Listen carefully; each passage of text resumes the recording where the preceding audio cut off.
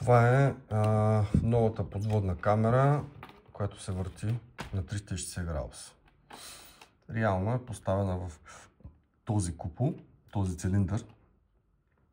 Тази част синята е по-тежка и би следвало да при потъване да легне така. Това е като поплав, който би следвало да изправи цялата тази камера, за да полегне. Имаме това устройство тук за закачане. Тук си закачаме тежестта, която ни се предлага. Тя е в размер, колко беше 350 грамова, което съответно издърпва и държи опънат кабела от камерата, за да може да се навива все пак правилно, що годе, и съответно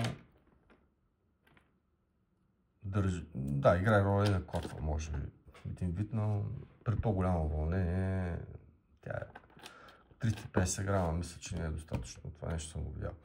Другото, което има което е надградено при тази камера, тук имаме червяк вече, който навива съответно кабела на самата ролка тук, и кабела е много по-дебел.